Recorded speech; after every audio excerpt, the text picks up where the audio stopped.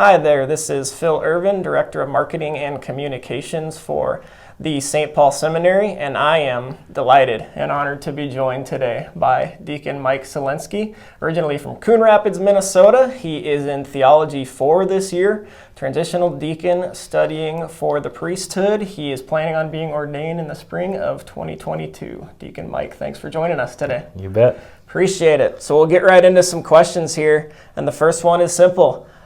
Why have you chosen to prepare for the priesthood? What made you want to pursue this life? I think the short answer would be that I think that the Lord has called me to this life, that He's made me to actually be a priest. And it took me years to really be open to that reality. Probably took until about my mid-20s to even really take that question seriously. But as a young man who has been transformed by the Lord and has fallen in love with the church, I think I had to start asking the question, is God calling me to this life? We believe that the Lord calls young men to be priests, and I think as I started growing in my faith, and as I was a part of an organization called Focus, I started to ask the question, well, Lord, am I one of those men that you're calling to be a priest? And I couldn't ignore the question, and it lingered with me for many years. But eventually I took the plunge, primarily because I just had something that resonated in my heart, that this is the life that God has kind of set aside for me and is calling me into to serve His kingdom and to bring souls to Him. Awesome. Well, tell us a little more about Focus and kind of your involvement with that organization, and then maybe how that sort of led you eventually to the seminary, how that played into things. Sure. So for those of you who don't know, Focus stands for the Fellowship of Catholic University Students. It's a collegiate outreach, so a group of Catholic missionaries that work on different college campuses across the entire country. And so they usually send teams of 2 men and 2 women who have recently graduated college and have been through the challenges of college themselves to really be ambassadors for the kingdom, to evangelize, to lead Bible studies, to disciple young men and women in their relationship with the Lord, and to hopefully set their hearts on fire for Him. So I first discovered Focus through a friend of mine through college. So she had gone through a big conversion experience at the University of Nebraska-Lincoln. And that's a big Focus campus with a lot of involvement and a lot of students and a lot of Focus missionaries that come out of that campus. And at the time, I was actually studying at the University of St. Thomas. I studied business entrepreneurship, and I had a job all lined up before graduating college. And then last minute, this friend of mine from Nebraska had told me about Focus. I had never heard of it before, and she had been praying for me, and she had been really kind of pounding on my door to get me to open up my mind and heart to the idea of serving as a Focus missionary. I told her no about 3 or 4 times, and eventually she called me one more time, and she just said, I really think you need to be open to this. I don't understand why you wouldn't be open to it. Either it's God's will for your life or it's not. And either way, there's fruit to be had from knocking on the door. So long story short, I knocked on the door, and I realized there was something so attracted about the idea of giving my life to the Lord in this way and serving in this capacity. And so it was many, many fruitful years. I served with the organization for 6 years, 2 at the Drake University in Des Moines, Iowa, and then 3 at Harvard. And then my last year, I was a regional director for the West region. Focus was very instrumental for me because there were years of a lot of fun growth, honestly.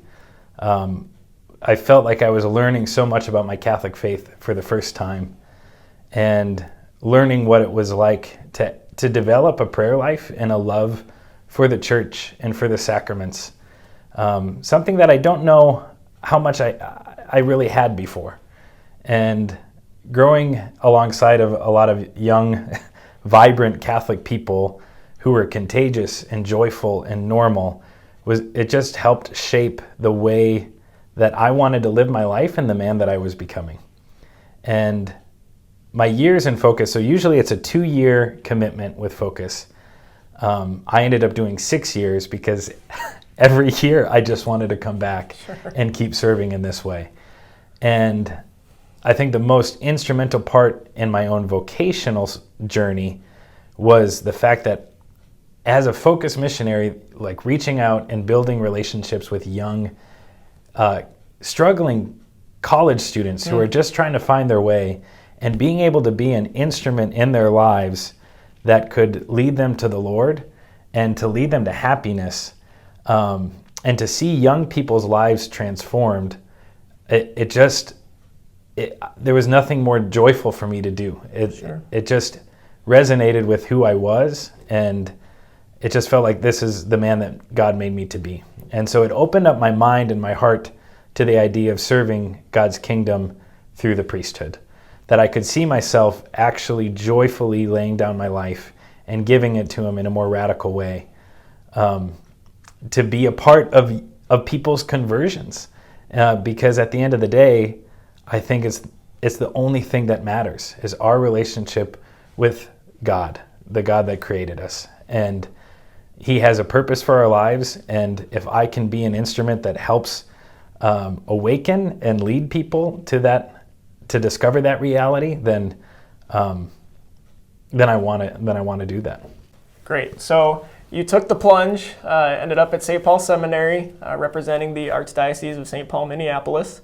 And I'm sure the time has gone by fast, but you're kind of in the home stretch here now a little bit. What have been maybe just one or two of your favorite memories of seminary life up to this point, now that you're in the final year? Sure.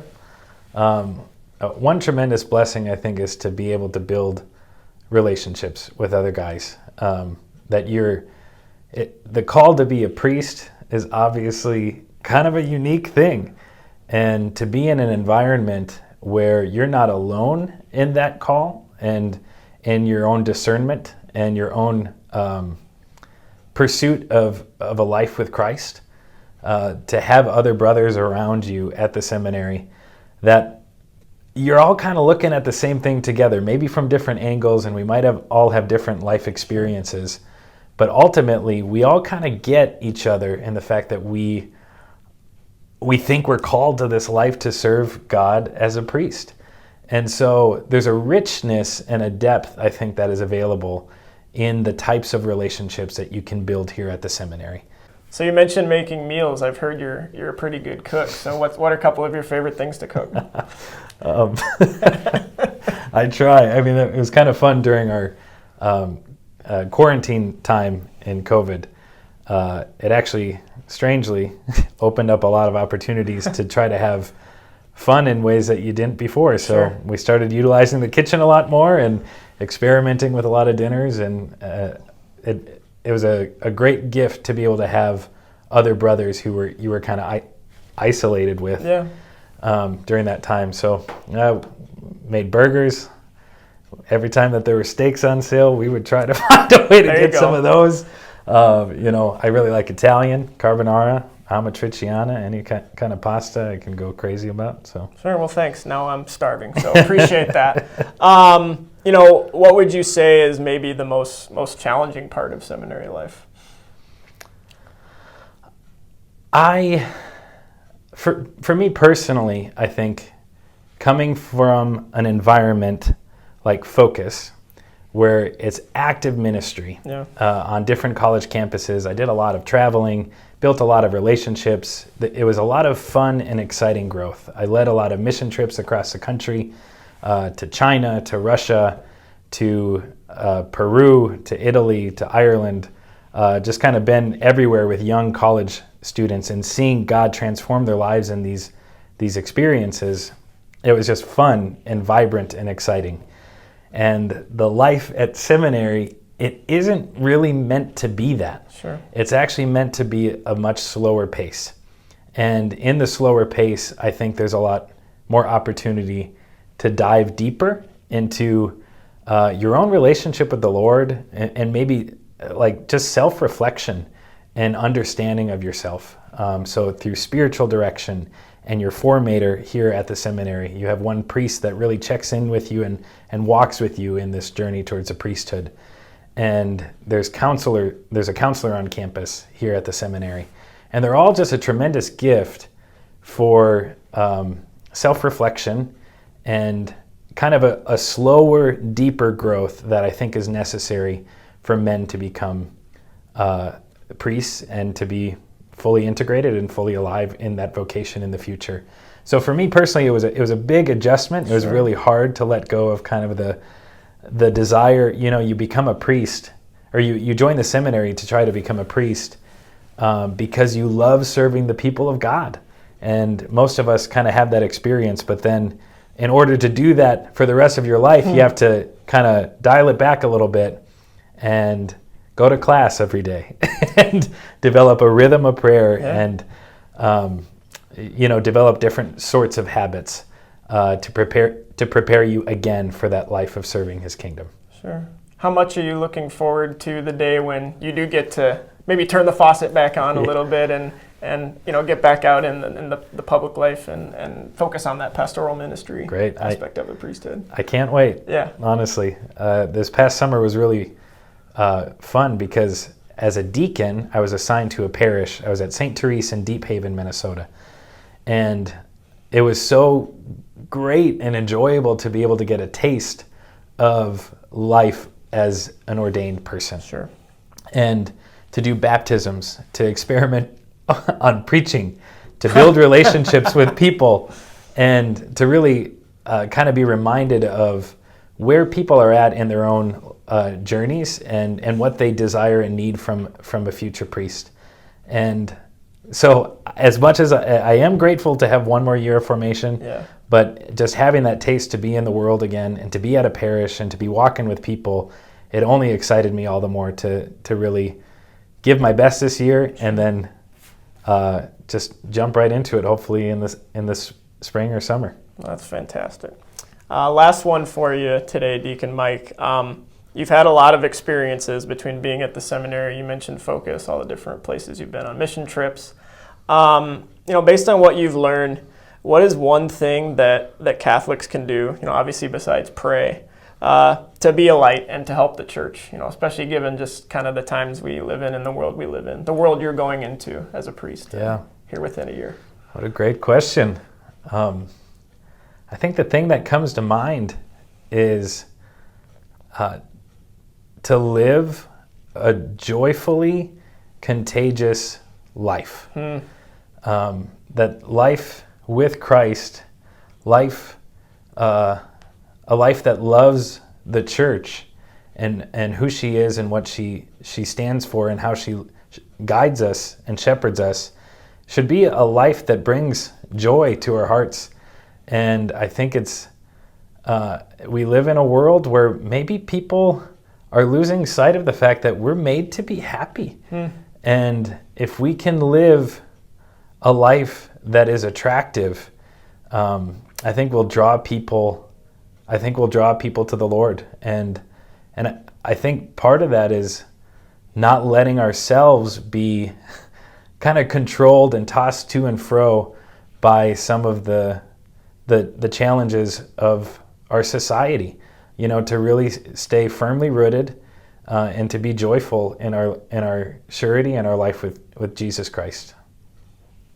When you put it like that, it sounds simple. That's fantastic. Thank you for your words of wisdom, Deacon Mike, and thank you for taking some time with us. Thanks, Phil. Today.